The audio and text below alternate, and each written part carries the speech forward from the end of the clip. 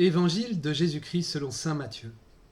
En ce temps-là, Jésus disait à ses disciples : « Vous êtes le sel de la terre.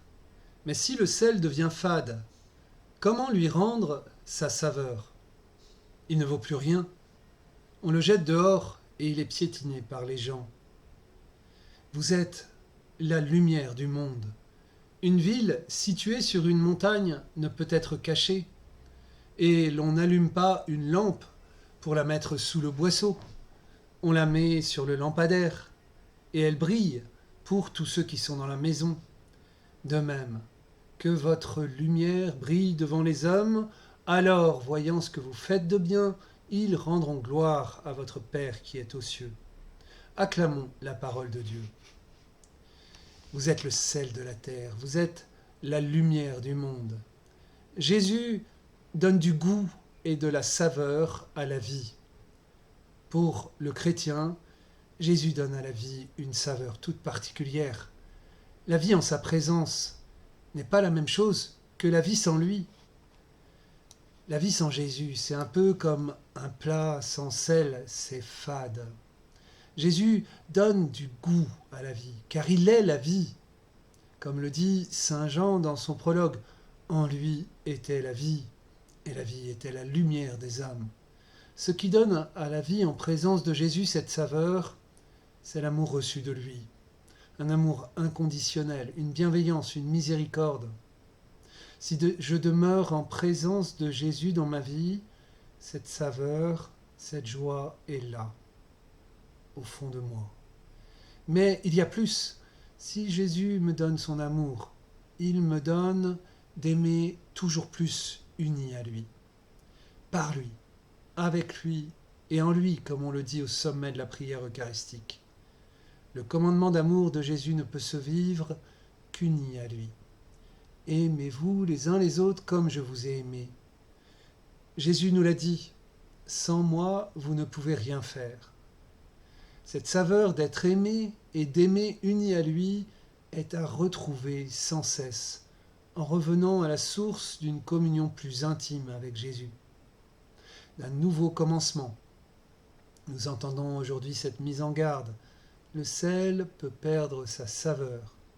Le chrétien peut perdre sa joie s'il perd ce lien de communion intime avec le Christ. Ne nous lassons pas d'aller de commencement en commencement avec Jésus, d'avoir sans cesse à revenir à lui de tout notre cœur. La conversion n'est pas l'affaire d'un moment dans la vie, mais c'est une orientation existentielle à reprendre sans cesse. Le chrétien scelle, révèle la présence de Jésus dans le monde. Le sel est pour les autres. Le sel ne donne pas la saveur tout seul, il est toujours au service. Le chrétien n'est pas le sauveur, il révèle le sauveur. Il révèle la saveur d'un plat.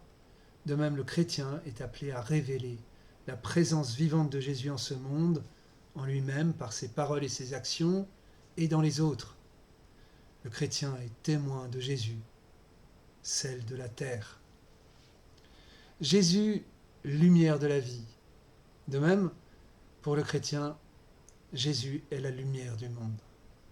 La présence du Christ dans ma vie est une lumière intérieure qui éclaire les événements, les relations, les choix, les décisions et qui permet d'éclairer la route au loin dans la nuit. Le psalmiste dit : « Le Seigneur est ma lumière et mon salut. De qui aurais-je crainte ?» Psaume 26. Jésus, par sa lumière, est comme un phare dans la nuit.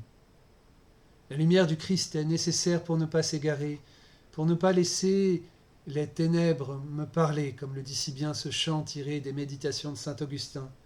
Jésus le Christ, lumière intérieure, ne laisse pas mes ténèbres me parler. Jésus le Christ, lumière intérieure, donne-moi d'accueillir ton amour. C'est un combat spirituel de rester éclairé par Jésus. Si je tourne le dos à la lumière, je peux trébucher, m'égarer. Sortir pour être davantage, sel et lumière pour les autres. Si je perds le sel et la lumière dans ma vie, si dans la prière intérieure, j'ai l'impression de ne plus trouver Jésus, c'est que quelque part je reste comme enfermé en moi-même, justement, dans ma prière et dans ma vie. Pour redevenir sel et lumière, il nous faut sortir de nous-mêmes, vers Dieu, vers les autres. Pour cela, soyons des mendiants de l'Esprit Saint, le souffle d'amour, toujours en sortie, toujours au service, en relation.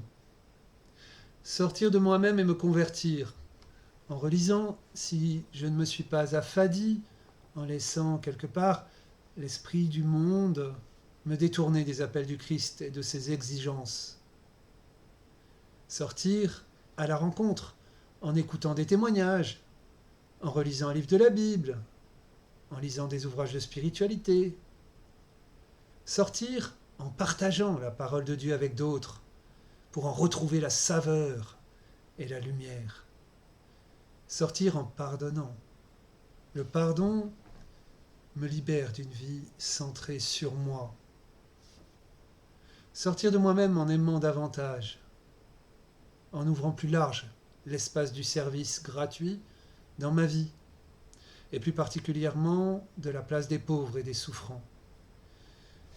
Sortir en me risquant dans l'évangélisation, en allant à la rencontre pour partager le Christ. Bonne sortie donc pour être plus sel et lumière. Dans le partage, qu'est-ce qui m'a touché?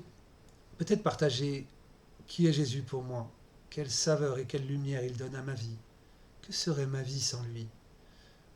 Partager comment concrètement j'ai pu me renouveler à un moment dans ma vie où je me suis affadi.